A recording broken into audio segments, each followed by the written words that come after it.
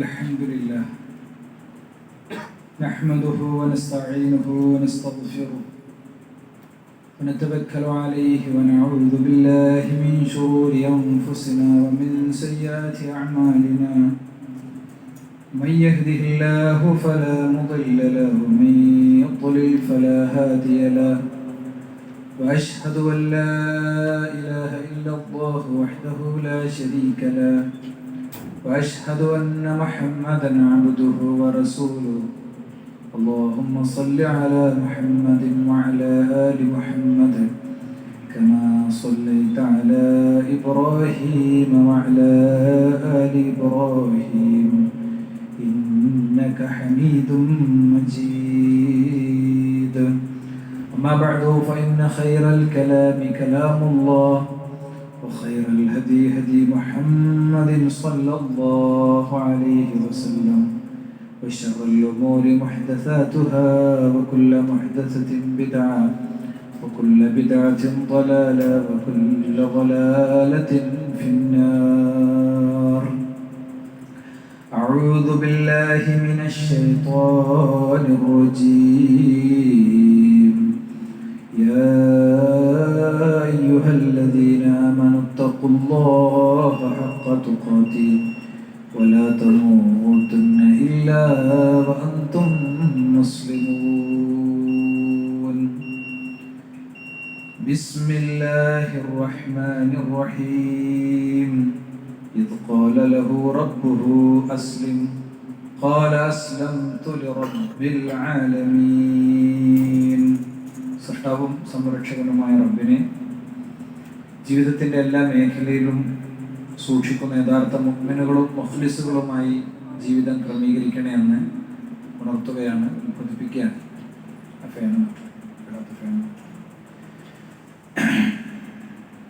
ഇസ്ലാമിക ചരിത്രങ്ങൾ, പ്രത്യേകിച്ച് വിശുദ്ധ ഖുർആൻ പ്രവാചകന്മാരുടേതായി പഠിപ്പിച്ച ചരിത്ര പാഠങ്ങൾ, അതിൽ നിന്ന്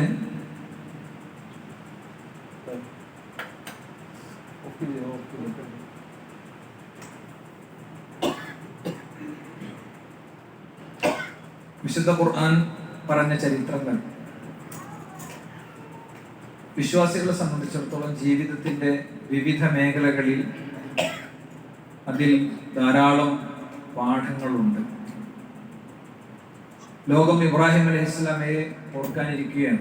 ഹജ്ജ് വിമാനങ്ങൾ പരിശുദ്ധ ഹറം തേടി അതിൻ്റെ യാത്രകൾ പൂർത്തീകരിച്ചുകൊണ്ടിരിക്കുന്ന സന്ദർഭമാണിത്. അത്തരമൊരു ഘട്ടത്തിൽ ഇബ്രാഹിം നബി അലൈഹിസ്സലാം അദ്ദേഹത്തിൻ്റെ ജീവിതത്തിൽ വ്യത്യസ്തമായ ഓർമ്മകളും ചരിത്രങ്ങളൊക്കെ ഉണ്ട്. അദ്ദേഹത്തിൻ്റെ മകനെ അദ്ദേഹം അറുത്ത ചരിത്രം വിശുദ്ധ ഖുർആൻ സ്മരിച്ചിട്ടുണ്ട്. സ്വന്തം കുഞ്ഞിനെ അറുക്കാൻ അള്ളാഹു ആഹ്വാനം ചെയ്യുകയും ആവശ്യപ്പെടുകയും അദ്ദേഹം അറുക്കുകയും ചെയ്തതിൽ ധാരാളം പാഠങ്ങൾ പണ്ഡിതന്മാർ രേഖപ്പെടുത്തിയിട്ടുണ്ട്. 10-15 കാര്യങ്ങൾ വായിക്കാൻ സാധിച്ചു. അതിൽ നിന്ന് 4 വിഷയങ്ങളാണ് സമയത്തിൻ്റെ ഉള്ളിൽ നിന്നുകൊണ്ട് ഇന്ന് പറയാൻ ശ്രമിക്കുന്നത്. അതിൽ ഒന്നാമത്തെ കാര്യം,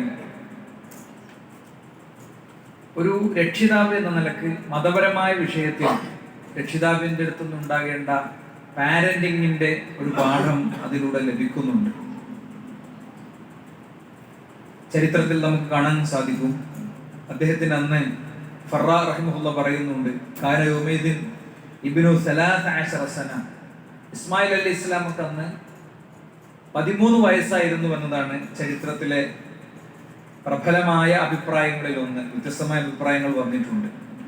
13 വയസ്സായ മകനെയാണ് അറുക്കാൻ വേണ്ടി പറയുന്നത്. അദ്ദേഹം തുടർച്ചയായ 2-3 രാത്രികൾ ഒരേ സ്വപ്നം കണ്ടുകൊണ്ടിരുന്നു എന്നാണ്. തുടർച്ചയായ 2-3 രാത്രികളിൽ അദ്ദേഹം ഒരേ സ്വപ്നം കണ്ടുകൊണ്ടിരുന്നപ്പോൾ അദ്ദേഹം മകന്റെ അടുത്ത് പോയിട്ട് പറയാണ്, ഫലമ്മാ ബലഗ മഅഹു സഅയ ഖാല യാ ബുനയ്യ ഇന്നി അറാ ഫിൽ മനാമി അന്നി അദ്ബഹുക. നിന്നെ അറുക്കണമെന്ന് അല്ലാഹു എന്നോട് സ്വപ്നത്തിലൂടെ നിർദ്ദേശിച്ചിട്ടുണ്ട്. അപ്പോ മകന്റെ മറുപടി എന്താ? യാ അബ്ബതി ഫഅൽ മാ തുഅ്മർ, ഉപ്പ നിങ്ങളോട് എന്താണോ അള്ളാഹു നിർദ്ദേശിച്ചത് അത് അങ്ങ് ചെയ്തോളൂ എന്നാണ്. അപ്പൊ ഇവിടെ ഒരു വാപ്പ മകനെ മതപരമായ ഒരു വിഷയത്തിൽ ഗൈഡ് ചെയ്യുന്നത് നമ്മൾ കാണുന്നുണ്ട്. ആ ഓരോ വാപ്പമാർക്കും ഓരോ മക്കൾക്കും ഇതിൽ വലിയ പാഠമുണ്ട്. ഇതിലൂടെ റബ്ബ് ഉദ്ദേശിച്ചത് എന്താണ്? ഏറ്റവും ദുഷ്കരമായ ഒരു കാര്യം, മകന്റെ ജീവിതത്തെയും ജീവനെയും ബാധിക്കുന്ന ഒരു കാര്യം, അതുപോലും മതത്തിനു വേണ്ടി ഉപ്പ തുറന്ന് സംസാരിക്കുകയാണ്, അള്ളാഹുവിന് വേണ്ടി തുറന്ന് സംസാരിക്കുകയാണ്. പലപ്പോഴും മക്കളെ ശരിയായ ദിശയിൽ കൊണ്ടുവരുന്നിടത്ത്, ആൺമക്കളെയും പെൺമക്കളെയും ഒക്കെ ഉപദേശിച്ച് ശരിയായ രീതിയിൽ കൊണ്ടുവരുന്നിടത്ത് രക്ഷിതാക്കൾ പരാജയപ്പെടുന്നത് അത് പറയേണ്ട സമയത്ത് പറയുന്നില്ല എന്നതുകൊണ്ടാണ്, പറയേണ്ടുന്ന വിധം പറയുന്നില്ല എന്നതുകൊണ്ടാണ്. ഇവിടെ പറയേണ്ട സമയത്ത് തന്നെ പറയുന്നു. തനിക്കത് വഹയിലൂടെ കിട്ടി. 3 രാത്രികളിൽ തുടർച്ചയായി ആ സ്വപ്നം വന്നു. ആ സ്വപ്നം വന്നപ്പോൾ അമ്പിയാക്കളുടെ സ്വപ്നത്തെ സംബന്ധിച്ച് നമുക്ക് പറയാം, അവർക്ക് വഹയിലൂടെയും സ്വപ്നത്തിലൂടെയും വഹി ലഭിക്കുമെന്നാണ്. ആ വഹിയാണെന്ന് മനസ്സിലാക്കിയിട്ട് അത് അദ്ദേഹം ശരിയായ രീതിയിൽ അറിയിക്കുകയാണ്. ഇനി അറിയിക്കുമ്പോൾ മകൻ അത് സ്വീകരിക്കുകയാണ്. കൊച്ചു കാര്യങ്ങൾ പോലും മക്കളെ ഉപദേശിക്കാൻ കഴിയാത്ത സാഹചര്യത്തിലൂടെയാണ് യഥാർത്ഥത്തിൽ രക്ഷിതാക്കൾ മുന്നോട്ട് പോകുന്നത്. നമ്മൾ പറഞ്ഞാൽ നമ്മുടെ മക്കൾ കാര്യങ്ങൾ കേൾക്കുന്നില്ല എന്നുള്ളത് എല്ലാവരുടെയും പരാതിയാണ്. അപ്പം പറയുക എന്നത് രക്ഷിതാക്കളുടെ കൃത്യമായ ഉത്തരവാദിത്തമാണ്. പറയുക എന്നത് രക്ഷിതാക്കളുടെ ശരിയായ ഉത്തരവാദിത്തമാണ്. അതെന്താണെങ്കിലും ഒരു കുഞ്ഞിനെ, സ്വന്തം മകനെ അറുക്കേണ്ട കാര്യമായിട്ട് പോലും അത് പറയാതിരുന്നിട്ടില്ല. അങ്ങനെയാണെങ്കിൽ ജീവിതത്തിൽ 100 കാര്യങ്ങൾ നമ്മുടെ ആൺകുട്ടികളോടും പെൺകുട്ടികളോടും ഒക്കെ അവരേത് പ്രായക്കാരാണെങ്കിലും അവരോട് പറയേണ്ടതുണ്ട് എന്ന വലിയൊരു പാഠം ഈ വെള്ളിയാഴ്ച നമുക്ക് ഈ ചരിത്രത്തിൽ നിന്ന് കിട്ടുന്നുണ്ട്. വേഷവിധാനത്തിന്റെ കാര്യത്തിൽ, മക്കളുടെ പ്രത്യേകിച്ച് പെൺകുട്ടികളുടെ വേഷവിധാനത്തിന്റെ കാര്യത്തിൽ വലിയ തിരുത്ത് ഓരോ വീട്ടിലും ഓരോ കുടുംബത്തിലും ആവശ്യമുള്ള കാലത്താണ് നമ്മൾ ജീവിക്കുന്നത്. വിഷയം പറയുമ്പോൾ ഓരോ രക്ഷിതാവിനും തോന്നും, മൂപ്പർ എൻ്റെ കുട്ടിനെ കണ്ടതുകൊണ്ടായിരിക്കും, എൻ്റെ മോളെ കണ്ടതുകൊണ്ടായിരിക്കും. പരസ്പരം അറിയുന്ന ആളുകൾ ഉള്ളൊരു സ്ഥലത്ത് ഖുതുബ പറയാനുള്ള വലിയ പരീക്ഷണമാണ് കേട്ടോ, വലിയ പരീക്ഷണമാണ്. ഇതാരെങ്കിലും പ്രത്യേകിച്ച് മനസ്സിൽ വിചാരിച്ചിട്ട് പറയണല്ലോ, ഞാൻ എൻ്റെ കുട്ടികളെ മനസ്സിൽ വിചാരിച്ചിട്ട് പറയണം. പലപ്പോഴും സൗന്ദര്യ സങ്കല്പങ്ങൾ സ്ക്രീനിൽ നിന്ന് കുട്ടികൾ എടുത്തൊരു കാലത്താണ് നമ്മൾ ജീവിക്കുന്നത്. ചുണ്ടൊന്ന് ചോപ്പിക്കാതെ, മുഖത്തൊന്ന് പൗഡർ ഇടാതെ, കുട്ടികൾക്കല്ല ഉമ്മമാർക്ക് പോലും പുറത്തിറങ്ങാൻ ആത്മധൈര്യമില്ലാത്ത മാനസിക രോഗം ബാധിച്ച കാലത്താണ് നമ്മൾ ജീവിക്കുന്നത്. മാനസിക രോഗം ഞാൻ ആക്ഷേപിക്കാൻ വേണ്ടി പറഞ്ഞല്ല, ലിപ്സ്റ്റിക് ഇഫക്റ്റ് എന്ന് പറയുന്ന ഒരു പ്രയോഗം തന്നെ ഇന്ന് ആധുനിക കാലത്ത് നിലനിൽക്കുന്നുണ്ട്. കോവിഡിന് ശേഷം ഉണ്ടായ വലിയൊരു പ്രശ്നമാണ്. എന്താ, ഒന്ന് ചുണ്ടു ചുമപ്പിക്കാതെ ആർക്കും പുറത്തിറങ്ങാൻ കഴിയാത്ത ഒരു മാനസികാവസ്ഥ. സൗന്ദര്യത്തെ സംബന്ധിച്ച് അമിതമായ കൺസേൺ, അമിതമായ ബോധം. ഞാൻ ചൊറുക്കില്ല, എനിക്ക് ഇങ്ങനല്ല, എനിക്ക് അങ്ങനല്ല, ഇങ്ങനത്തെ ചിന്തകൾ, കണ്ണാടിക്ക് മുന്നിലെ അമിതമായ സമയം ചെലവഴിക്കലുകൾ. ഇതിന്റെ അർത്ഥം മാന്യമായി വൃത്തിയിൽ കാര്യങ്ങളിൽ നടക്കേണ്ടെന്നൊന്നുമല്ല. പ്രവാചകൻ സല്ലല്ലാഹു അലൈഹി വസല്ലം തങ്ങളോട് പ്രവാചകൻ സല്ലല്ലാഹു അലൈഹി വസല്ലം തങ്ങൾ ആദ്യം വഹി കിട്ടി. ആ വഹീന്റെ സന്ദേശം ലഭിച്ച് അതിൽ ഭയന്ന് ജിബ്രീൽ അലൈഹിസ്സലാമിനെ നിരവധി ചിറകുകളോടുകൂടെ ജിബ്രീൽ അലൈഹിസ്സലാമിനെ കണ്ട് പേടിച്ച് ഭയന്ന് അദ്ദേഹം വീട്ടിൽ അടച്ചുകൂടിയിരിക്കുമ്പോൾ അല്ലാഹു സുബ്ഹാനഹു വ തആല പറഞ്ഞ കാര്യമാണ്, യാ അയ്യുഹൽ മുസമ്മിൽ ഖും ഫഅൻദിർ വറബ്ബക ഫകബ്ബിർ. എഴുന്നേൽക്ക്, പുതപ്പ് മൂടി കിടക്കല്ല വേണ്ടത്, റബ്ബിനെ പ്രകീർത്തിക്ക്. ഫതിയാബക ഫതഹിർ, നിന്റെ വസ്ത്രം ശരിയായ വസ്ത്രം ധരിക്കണം. ശരിയായ വസ്ത്രം ധരിക്കുക, മുടി ചെയ്യുക, അല്ലെ, മുടിയിൽ എണ്ണ തേക്കുക, ഇതൊക്കെ ഇസ്ലാമിലുള്ള തന്നെയാണ്. പക്ഷെ ഇസ്ലാം പഠിപ്പിക്കുന്ന അതിർത്തികൾ ലംഘിച്ചുകൊണ്ടുള്ളതാണ് പലപ്പോഴും. ഞാനൊരു വിഷയം ബോധ്യപ്പെടുത്താൻ ഒരു ഉദാഹരണമായിട്ട് എടുത്തതാണ്. ഇസ്ലാമിലെ ഹിജാബ്, അതിന് 8 നിയമങ്ങളുണ്ട്. ആ 8 നിയമങ്ങളും പാലിച്ചിട്ടാണോ നമ്മളെ ഭാര്യ, പെങ്ങൾ ഒക്കെ, ഉമ്മ, ഇവരൊക്കെ വസ്ത്രം ധരിക്കുന്നത് എന്ന് ഒരു പുരുഷനെ സംബന്ധിച്ചിടത്തോളം ചിന്തിക്കേണ്ടതുണ്ട്. തിരിച്ച് നിര്യാണിന്റെ താഴെ വസ്ത്രം പൊയ്ക്കൂടാന്നാണ്. നിര്യാണിയുടെ താഴെ പോകുന്ന വസ്ത്രം ആ ഭാഗം നരകത്തിലാണെന്ന് റസൂലുള്ളാഹി സ്വല്ലല്ലാഹു അലൈഹി വസല്ലം പഠിപ്പിച്ചിട്ടുണ്ട്. കുത്തേറ്റ് കിടക്കുന്ന ഉമർ ഇബ്നു ഖത്താബ് റളിയല്ലാഹു അൻഹുവിന്റെ അരികിൽ അദ്ദേഹത്തെ ഇങ്ങനെ എടുക്കാൻ വേണ്ടി ചെന്ന ആള് അദ്ദേഹത്തിന്റെ വസ്ത്രം ചൂണ്ടിയിട്ട് വസ്ത്രം പൊക്ക് എന്ന് ഉമർ ഇബ്നു ഖത്താബ് റളിയല്ലാഹു അൻഹു പറഞ്ഞിട്ടുണ്ട്. ചെറിയ കാര്യമാണോ? അത്ര ഗൗരവത്തിൽ പഠിപ്പിച്ച കാര്യമാണ്. അപ്പൊ അത് ഇവിടുത്തെ ഭംഗിക്കും ഇവിടുത്തെ സെലിബ്രിറ്റികളാണല്ലോ സൗന്ദര്യ സങ്കല്പം ഉണ്ടാക്കുന്നത്. അവര് മുടി ഇവിടെ വെട്ടിയാൽ നമ്മളവിടെ വെട്ടും. അവരിവിടെ മുടി ചുമപ്പിച്ചാൽ അവിടെ നമ്മൾ ചുമപ്പിക്കും, അല്ലെ? ഇങ്ങനെയാണ് പലപ്പോഴും പോണത്. ഒരു ഉദാഹരണമായിട്ട് ഞാൻ എടുത്തതാണ്.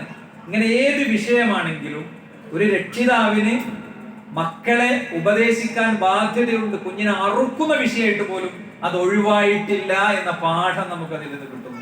2, ഉപദേശിക്കുമ്പോ മോനെന്താ ചെയ്യണേ? തർക്കുത്തരം പറയല്ല, തട്ടുത്തരം പറയല്ല, ന്യായം പറയല്ല. ഓരോ ന്യായങ്ങളാണ്. സ്വന്തം ജീവിതത്തെ ബാധിക്കുന്ന വിഷയം വരുമ്പോ മനുഷ്യൻ അവിടെ 100 മസാല ഉണ്ടാക്കും. അവനാന്റെ ഉപജീവനത്തെ ബാധിക്കുന്ന, അവനാന്റെ ആസ്വാദനത്തെ ബാധിക്കുന്ന, സൗകര്യത്തെ ബാധിക്കുന്ന കാര്യം വരുമ്പോ അവിടെ മുഫ്തിയാകലാണൊക്കെ. ഓരോരുത്തരും അവരവർക്ക് പറ്റിയ ന്യായങ്ങൾ വിചാരിച്ചിട്ട് എന്നാണ് അതിന് ഖുർആൻ നടത്തിയ പ്രയോഗം. ശൈത്താൻ അവർക്ക് അവരുടെ അമലുകൾ നന്നായി കാണിച്ചു കൊടുക്കും, നന്നായി തോന്നിപ്പിച്ചു കൊടുക്കും, അല്ലെ? അതിലൊക്കെ എനിക്ക് ഇളവുണ്ട് എന്നുള്ള ചിന്ത അവർക്ക് ഉണ്ടാക്കി കൊടുക്കും എന്നാണ്. ഇനി രണ്ടാമത്തെ കാര്യം, മക്കളെ ഉപദേശിക്കുന്ന ശൈലി നോക്ക് നിങ്ങൾ. വാപ്പ മോനെ ഉപദേശിക്കുന്ന ശൈലി. 13-14 വയസ്സായ കുട്ടിനെ വിളിക്കുന്നുണ്ട് യാ ബുനയ്യ, എന്റെ പൊന്നു മോനെ എന്നാണ് വിളിക്കുന്നത്, അല്ലെ? അപ്പൊ മക്കളെ സ്നേഹപൂർവ്വമാണ് അവരെ ഉപദേശിക്കേണ്ടത്. അതിന് കിട്ടി. കണിശമായി ഒന്നും പറയണ്ടെന്നല്ല, കണിശമായി പറയാം, അല്ലെ? കണിശമായി പറയുന്നതിന് ഒരു രീതി രൂപമൊക്കെ ഉണ്ട്. പ്രവാചകൻ സ്വല്ലല്ലാഹു അലൈഹി വസല്ലം തങ്ങൾ കണിശമായി പറഞ്ഞിട്ടുണ്ട്. കണിശമായി പറഞ്ഞപ്പോ ആർക്കും വ്യക്തിപരമായി അവരെ വേദനിപ്പിച്ച ഫീലിംഗ് ഉണ്ടായിട്ടില്ല. ഉറപ്പാണ്. അതായത് കാരണം പ്രവാചകൻ സ്വല്ലല്ലാഹു അലൈഹി വസല്ലം തങ്ങൾ വിശ്വാസിയുടെ സ്വഭാവം പഠിപ്പിച്ചിട്ടുണ്ട്. എന്താ വിശ്വാസിയുടെ സ്വഭാവം? ലൈസൽ മുഅ്മിനു ബിത്ത്അൻ വലൽ ലഅൻ വലൽ ഫാഹിഷ് വലൽ ബദി. വിശ്വാസി ഒരിക്കലും കുത്തി പറയുന്ന ആളാവില്ല, അങ്ങനെ തോണ്ടി പറയുന്ന ആളാവില്ല. പറയണൊക്കെ നേരിട്ട് കൃത്യമായി സൗമ്യമായിട്ടായിരിക്കും പറയാം. അതുപോലെ തന്നെ ആക്ഷേപിച്ച് പറയൂല. അതുപോലെ തന്നെ ഫാഹിഷ് ചീത്ത വിളിക്കുന്ന ആളാവില്ല.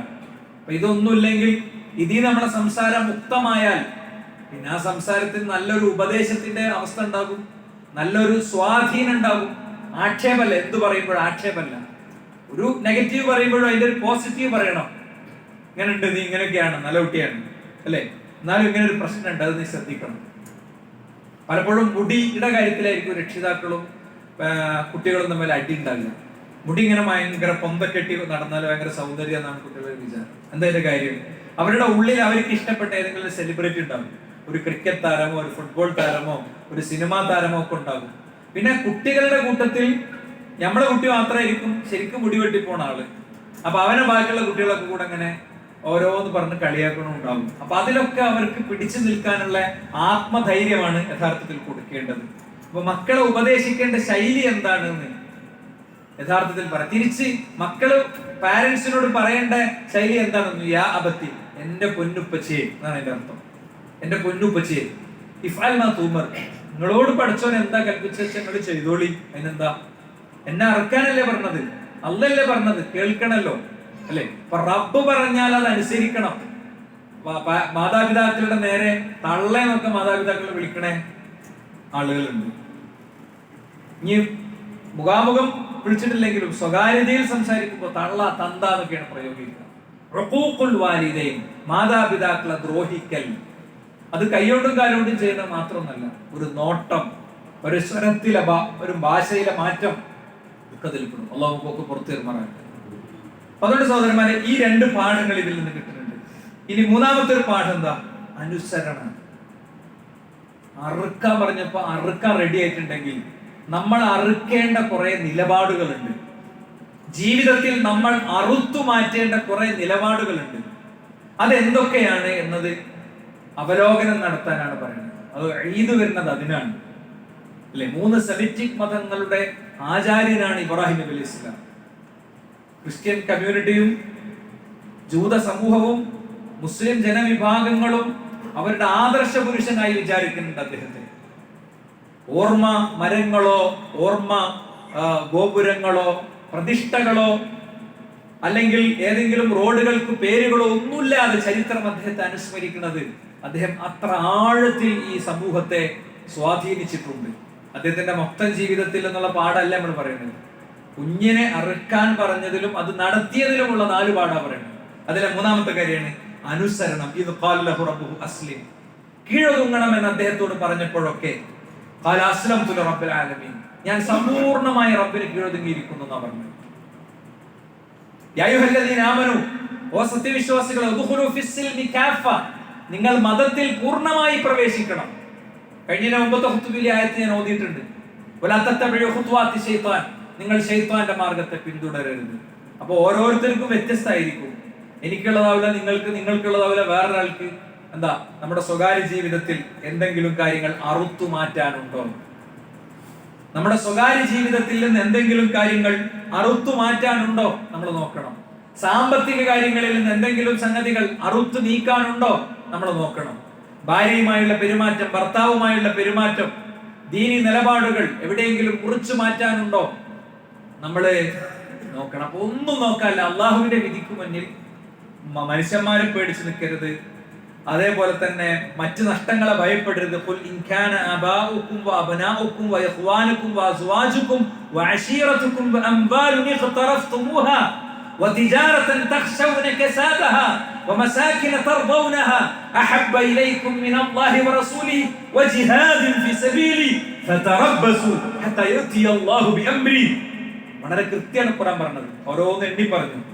നിങ്ങളെ മാതാപിതാക്കളാണെങ്കിൽ, നിങ്ങളുടെ മക്കളാണെങ്കിൽ, ഖുൽ ഇൻ കാന ആബാഉകും വഅബ്നാഉകും വഇഖ്വാനുകും, നിങ്ങളുടെ സഹോദരങ്ങളാണെങ്കിൽ, വഅസ്വാജുകും, നിങ്ങളുടെ ഇണകളാണെങ്കിൽ, വഅംവാലുൻ ഇഖ്തറഫ്തുമൂഹാ, നിങ്ങളുടെ സമ്പാദ്യമാണെങ്കിൽ, വതിജാറതൻ തഖ്ശൗന കസാദഹാ, പൂട്ടിപ്പോകും, നഷ്ടം സംഭവിക്കുമെന്ന് നിങ്ങൾ വിചാരിക്കും നിങ്ങളുടെ കച്ചവടമാണെങ്കിൽ, എന്താണെങ്കിൽ, അഹബ്ബ ഇലൈക്കും മിനല്ലാഹി വറസൂലിഹി, അല്ലാഹുവിനേക്കാളും റസൂലിനേക്കാളും നിങ്ങൾക്ക് പ്രിയപ്പെട്ടതാവുകയാണെങ്കിൽ, എന്താ എന്റെ അള്ളാഹ് പറഞ്ഞത്? നിങ്ങൾ കാത്തിരുന്നോ അള്ളാഹുവിന്റെ വിധി വരുന്നത് വരെ നിങ്ങൾ കാത്തിരുന്നോ. അപ്പോ സൂക്ഷ്മമായി ഓരോ ദിവസവും വിശകലനം നടത്തി നമ്മൾ തിരുത്തേണ്ട ഒരു മേഖലയാണ് കേട്ടോ. ജനങ്ങളെ പേടിക്കുക എന്നുള്ളത് പൊതുവെ മനുഷ്യന്മാർക്ക് ഉണ്ടാവുന്ന ഒരു കാര്യമാണ്. പ്രത്യേകിച്ച് ഒരു ശരിയായ ആശയത്തിലേക്കും ആദർശത്തിലേക്കും ഒക്കെ വരുമ്പോൾ ആദ്യഘട്ടത്തിൽ അത് വല്ലാതെ ഉണ്ടാവും. ആൾക്കാർക്ക് ഭയങ്കരമായിട്ടുണ്ടാവും. ജീവിതത്തെ ഡയറക്റ്റ് ബാധിക്കണോടത്ത് വിറക്കും മനുഷ്യന്മാര്. അതിന്റെ ഒരു കാര്യമില്ല. എന്താ, അല്ലാ തഖാഫു വലാ തഹ്സനു, നിങ്ങൾ പേടിക്കണ്ടട്ടോ, നിങ്ങൾ വിഷമിക്കണ്ടട്ടോ എന്ന് പറഞ്ഞ് മലക്കുകൾ നമ്മുടെ റൂഹ് എടുക്കണമെങ്കിൽ, നമുക്ക് അങ്ങനത്തെ ഒരു സന്തോഷ വാർത്ത ലഭിക്കണമെങ്കിൽ, നമ്മുടെ ജീവിതത്തിൽ ജീവിക്കുന്ന കാലത്ത് നമ്മൾ നിലപാടുകൾ കൊണ്ട് കാര്യങ്ങളെ അറുത്തു മാറ്റുന്നവരും നന്മകളെ സ്ഥാപിക്കുന്നവരുമാക്കാൻ നമുക്ക് സാധിക്കുക എന്നുള്ളത് വളരെ പ്രധാനമാണ്. ഇനി നിങ്ങൾ നോക്ക്, ഇവിടെ 85 വയസ്സായ ഒരു പ്രവാചകനാണ് ഈ പണി ചെയ്യുന്നത്. ചരിത്രത്തിലെ വായന അനുസരിച്ച് 85 മുതൽ 90 വരെ വയസ്സിന്റെ ഇടയിലുള്ള പ്രായമാണ് ഇബ്രാഹിം നബി അലൈഹി സ്വലാമിക്കുള്ളത്. അതേ അറുക്കണതായാണ് കുഞ്ഞിനെയാണ്, ദീർഘകാലം കാത്തിരുന്ന കുഞ്ഞിനെയാണ്. തന്റെ ഭാര്യയുടെ ഉദരത്തിൽ ഇനി ഒരു ജീവന്റെ തുടിപ്പിന് യാതൊരു സാധ്യതയുമില്ലെന്ന് വിചാരിക്കുന്ന പ്രായത്തിൽ കിട്ടിയ കുഞ്ഞിനെയാണ്. കുറേ മക്കളുള്ള വാക്കല്ല. അന്ന് ഇസ്ഹാഖില്ല, ഇസ്ഹാഖ് നബി അലൈഹി സ്വലാം ജനിച്ചിട്ടില്ല. അപ്പൊ ആകെ കിട്ടിയൊരു കുഞ്ഞ്, കാത്തിരുന്ന് കിട്ടിയൊരു കുഞ്ഞ്, അതും ആ കുഞ്ഞ് ഉപ്പാന്റെ കൂടെ നടക്കാറായ പ്രായത്തിലാണ്. ഫലമ്മാ ബലഗ മഅഹു സഅയ ശബ്ബ വർതഹല വഅതാഖ മാ യഫഅലു അബൂഹു മിന സഅയി വൽ അമൽ. വാപ്പ ചെയ്യുന്ന പണിയൊക്കെ ഇങ്ങനെ എടുത്തു തുടങ്ങാവുന്ന പ്രായം എന്നതിന്റെ അർത്ഥം. വയസ്സിലെ നമ്പറിൽ അഭിപ്രായ വ്യത്യാസം ഉണ്ടെങ്കിലും ആ കുട്ടിക്ക് സ്വയം ചലിക്കാനും ചിന്തിക്കാനും ഒക്കെയുള്ള അവസ്ഥ എത്തിയിട്ടുണ്ടായിരുന്നു. മാത്രല്ല ഹാദൽ വലദ് അൽആൻ സന്നൽ ഇഹ്തിലാം, പ്രായപൂർത്തി എത്തിയിട്ടുണ്ടായിരുന്നു. വ്യത്യസ്തമായ പ്രയോഗങ്ങൾ ഈ വിഷയത്തിൽ നമുക്ക് കാണാൻ സാധിക്കും. മാത്രമല്ല മതപരമായ സഅയുൽ അഖ്ലി അല്ലദി തഖൂമു ബിഹിൽ ഹുജ്ജ, ഒരാൾക്ക് മതത്തിന്റെ കൽപ്പനകൾ അനുവർത്തിക്കാനുള്ള നിർബന്ധാവസ്ഥ വരുന്ന ഒരു സാഹചര്യം ഉണ്ടായിരുന്നു. ഇത്തരം, അല്ലാതെ ഒരു കുട്ടിനെ ബുദ്ധിയും പ്രായം ഉറക്കാത്ത പ്രായത്തിൽ പിടിച്ച അർത്ഥമല്ല. ഇസ്ലാം വിമർശകർക്ക് എന്ത് കിട്ടിയാലും ആയുധാണ്. അപ്പൊ ചെറിയൊരു കുട്ടിനെ ജനിച്ചുടനെ എടുത്ത് ബലിക്കല്ലിൽ വെച്ച ആളാണ് ഇബ്രാഹിം എന്നാണ്. അത് പ്രോത്സാഹിപ്പിക്കണ മതമാണ് ഇസ്ലാം എന്നാണ് പറയുന്നത്, അല്ലെ? മനുഷ്യരെ കൊല്ലണീന് ഇസ്ലാമിനെ പ്രതികൂട്ടിൽ നിർത്തുന്നവരുണ്ട്. ഇബ്രാഹിം നബി അലൈഹി സ്വലാം സ്വന്തം കുഞ്ഞിനെ അറുത്തതിന്റെ പേരിൽ ചരിത്രത്തിൽ ഒരു വ്യക്തിയെങ്കിലും പുണ്യം പ്രതീക്ഷിക്കപ്പെട്ട് ഒരു വ്യക്തിയെങ്കിലും അറുകൊല നടത്തപ്പെട്ടതിന്റെ ചരിത്രം എവിടെയില്ല. അത്ര പ്രാമാണികമായി ചരിത്രപരമായി തെളിയിക്കപ്പെട്ട കാര്യമാണ്. എന്നാൽ ഇബ്രാഹിം നബി അലൈഹി സ്വലാംക്ക് 85 വയസ്സുള്ള സമയത്ത് തനിക്കുള്ള ഏക കുഞ്ഞിനെയാണ് അറുത്തത്.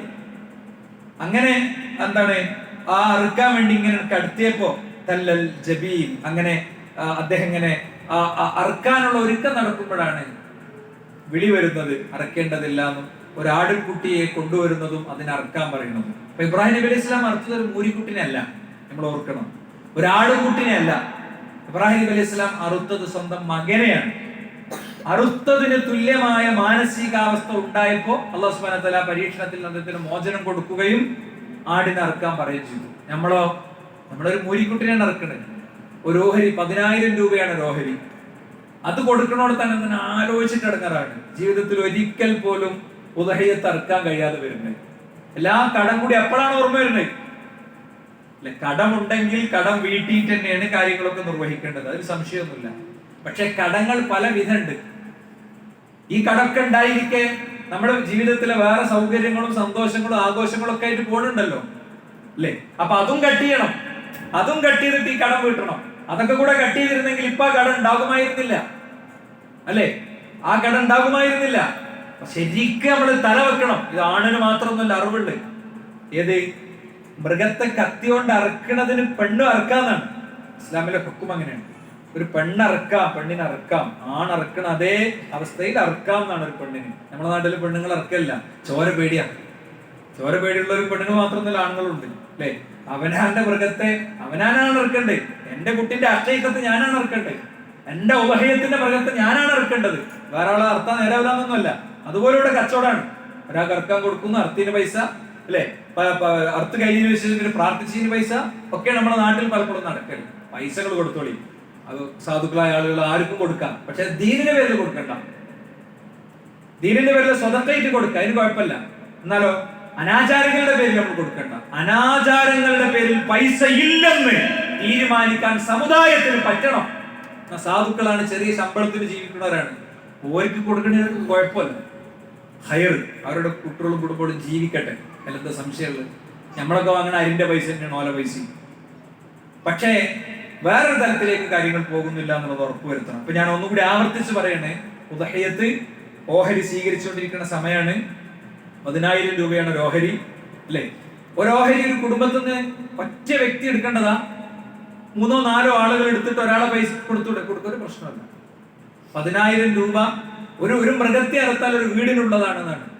ഒരു മൃഗത്തെ അറുത്താൽ ഒരു വീടിനുള്ളതാണ്. ഇപ്പൊ അടുത്ത് ആകെ 6,000 ഉറുപ്പിക ഉള്ളൂ. ഞാൻ എന്ത് ചെയ്യും? ബാക്കിയുള്ളവരൊന്നും ഒരു പൈസ വാങ്ങി കൊടുക്കേണ്ട പ്രശ്നമല്ല. ആ വ്യക്തിയുടെ പേരിൽ ആകണം ആ ഒരു തുക പിന്നെ ആക്കുന്നത് എന്ന് മാത്രമേ ഉള്ളൂ, അല്ലെ? ഞങ്ങളെ 9 ആളുണ്ട് എന്ന് പറഞ്ഞിട്ട് എന്ത് ചെയ്യരുത്, 10 ആളുണ്ട് പറഞ്ഞിട്ട് ഒന്നിച്ച് വരരുത്. അത് മാത്രമേ അവിടെ മസലേ ഉള്ളൂ. സൂക്ഷ്മതയുടെ സൂക്ഷ്മത എന്ന് പറയുന്നത് ഒരു വ്യക്തിയുടേത് മാത്രം എടുക്കുക എന്നുള്ളതാണ്. എന്നാൽ ഒരാൾക്ക് അയാളുടെ ആഗ്രഹം അഭിലാഷം നടപ്പിലാക്കുന്നിടത്ത് ഇങ്ങനത്തെ ഒരു മസല തടസ്സമല്ല എന്നാണ് പൊതുവെ വായനയിൽ നിന്ന് മനസ്സിലാകുന്ന.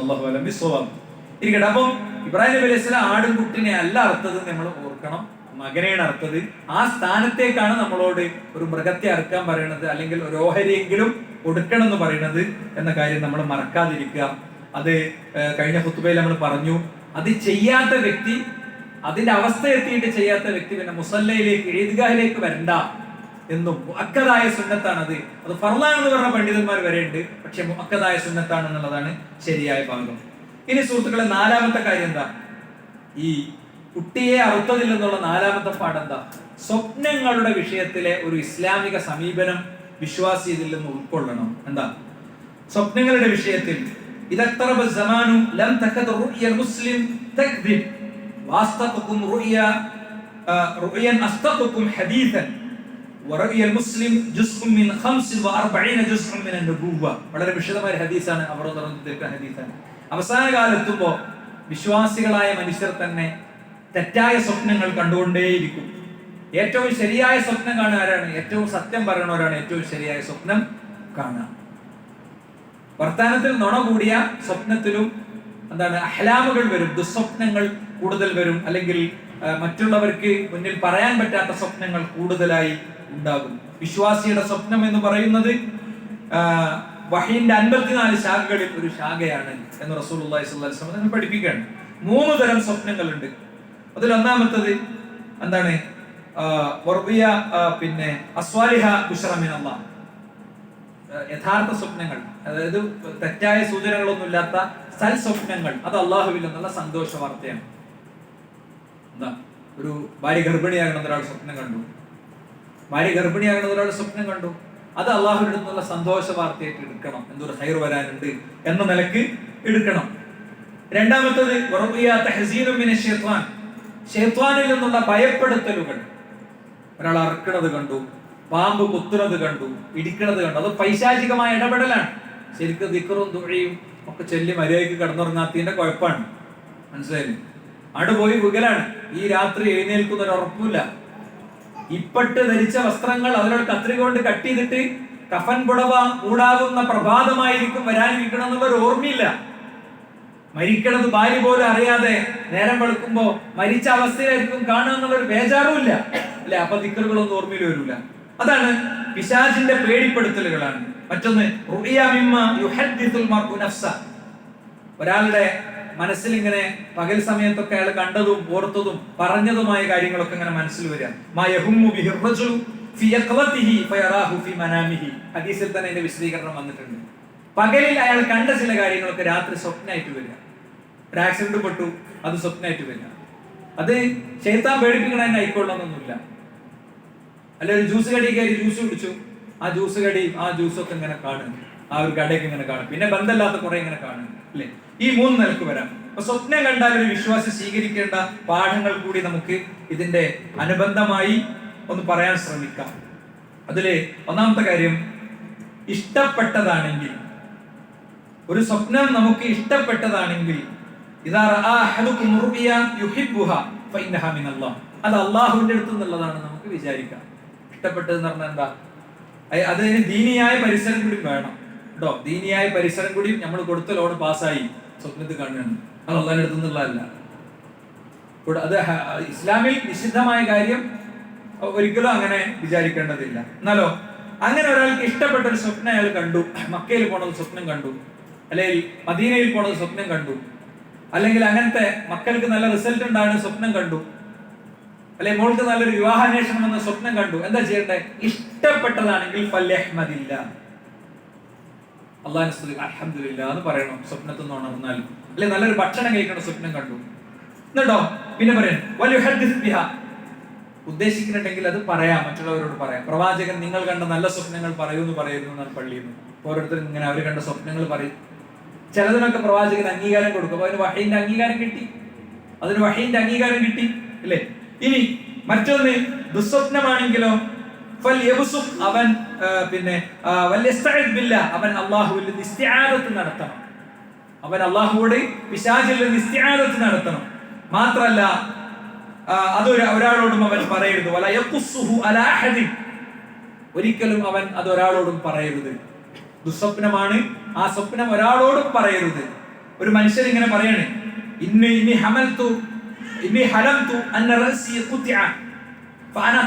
എന്റെ തല ഇങ്ങനെ അറുത്തെടുത്തിട്ട് ആ തലന്റെ പിന്നാലെ ഞാൻ ഇങ്ങനെ പോകേണ്ടത് സ്വപ്നം കണ്ടു എന്ന് ഒരാൾ പറയാണ്. പ്രവാചകൻ പറഞ്ഞു, അയാളെ കുറച്ച് കണിശമായിട്ട് ഭയപ്പെടുത്തിക്കൊണ്ട് പറഞ്ഞു, ശൈത്താൻ നിന്നിട്ട് തട്ടിക്കളിച്ചത് നീ ഇങ്ങനെ ആൾക്കാരോട് പറയരുത്. അപ്പൊ ദുസ്വപ്നങ്ങൾ കണ്ടാൽ അത് ആരോടും പറയാൻ പാടില്ല എന്നാണ്. മാത്രല്ല ദുസ്വപ്നം കണ്ടൊരു വ്യക്തി അവൻ തുപ്പണം എന്നാണ്. അവൻ തുപ്പട്ടെ. എങ്ങനെയാണ് തുപ്പേണ്ടത്?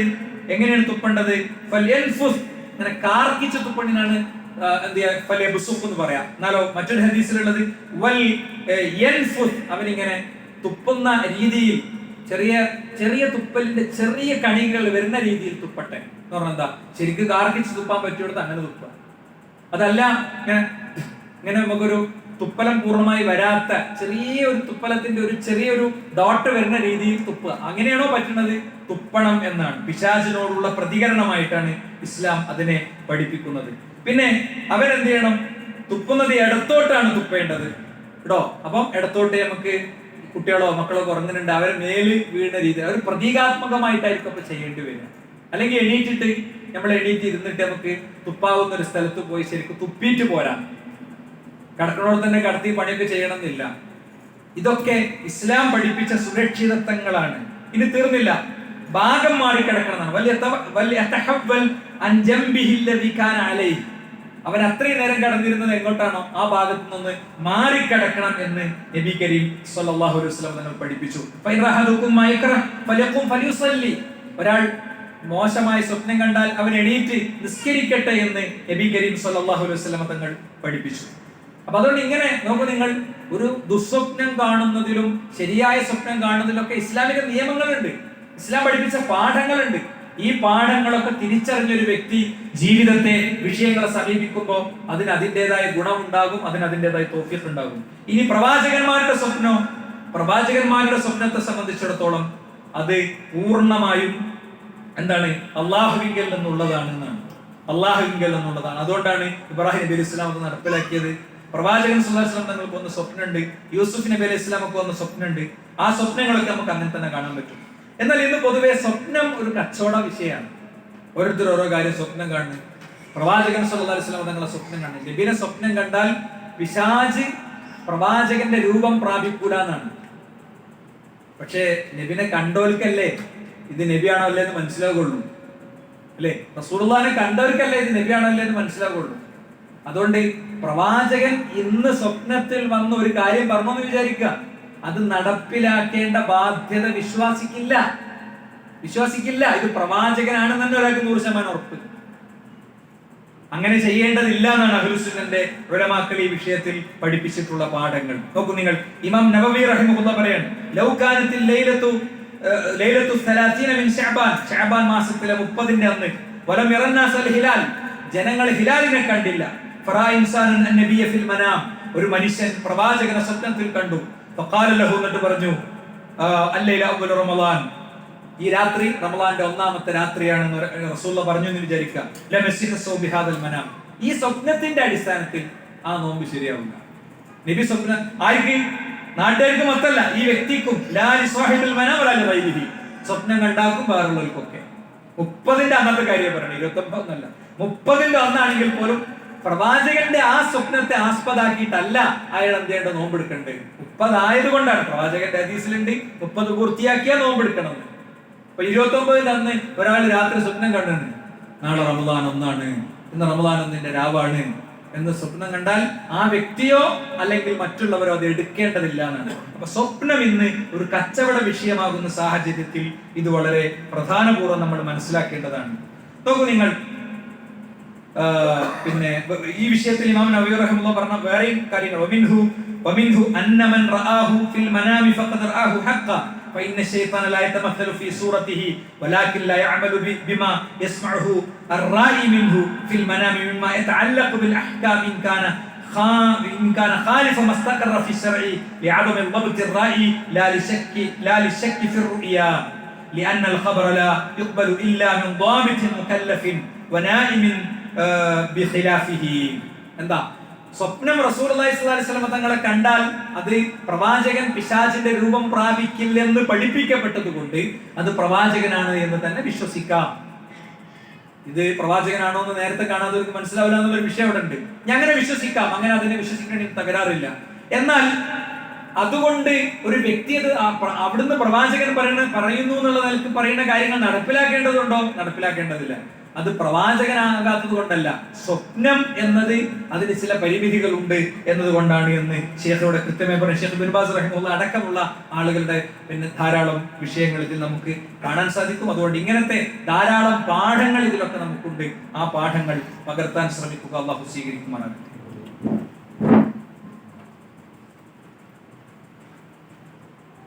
അൽഹംദുലില്ലാഹ് വസ്സലാത്തു വസ്സലാമു അലാ റസൂലില്ലാഹി വഅലാ ആലിഹി വസഹ്ബിഹി അജ്മഈൻ. സത്താവും സംരക്ഷകരുമായ ജീവിതത്തിന്റെ എല്ലാ മേഖലയിലും കാത്തു സൂക്ഷിക്കണമെന്ന് ഒരിക്കൽ കൂടി ഉണർത്തുകയാണ്, ഉത്ബോധിപ്പിക്കുകയാണ്. 4 കാര്യങ്ങളാണ് നമ്മൾ പറഞ്ഞത്. അതിലൊന്ന്, രക്ഷിതാവിനും മകനുമുള്ള പാഠം എന്തൊക്കെ ഉണ്ടോ അതൊക്കെ പരസ്പരം തുറന്ന് ചർച്ച ചെയ്യണം. അറുക്കണ വിഷയമായിട്ട് പോലും പറയാതിരുന്നിട്ടില്ല എന്നതാണ് ഒന്ന്.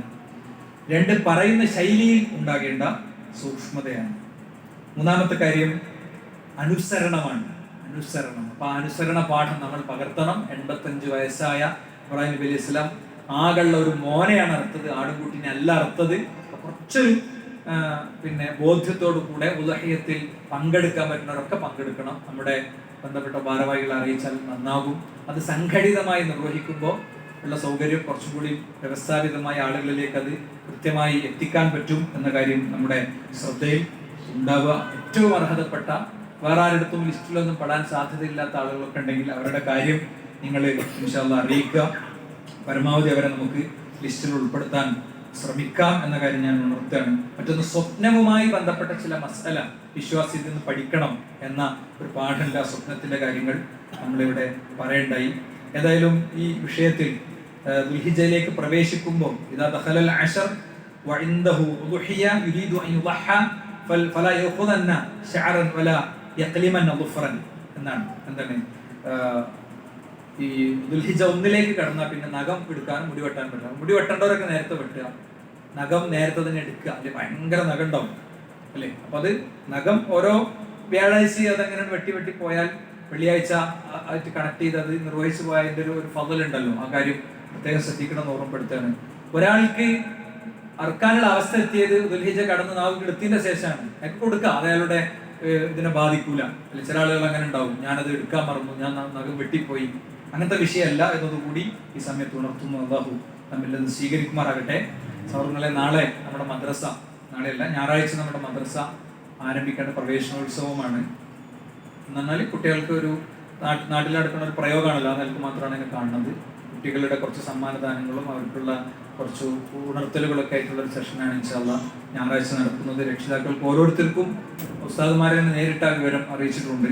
ആ കാര്യം പ്രത്യേകം ശ്രദ്ധിക്കണം. രക്ഷിതാക്കളിൽ പങ്കെടുക്കണം. കുട്ടികളൊന്നും വിട്ടാൽ പോരാ. നമുക്കവിടെ അടുക്കളയിൽ തിരക്കായിരുന്നു, വീട്ടിൽ പണിയായിരുന്നു, എനിക്കവിടെ ജോലിയായിരുന്നു, ഞാൻ പണിക്ക് പോയതായിരുന്നു. മക്കളെ കാര്യമാണ് നമ്മൾ ആ കാര്യം ഒന്ന് ശ്രദ്ധിക്കല്ലേ കേട്ടോ.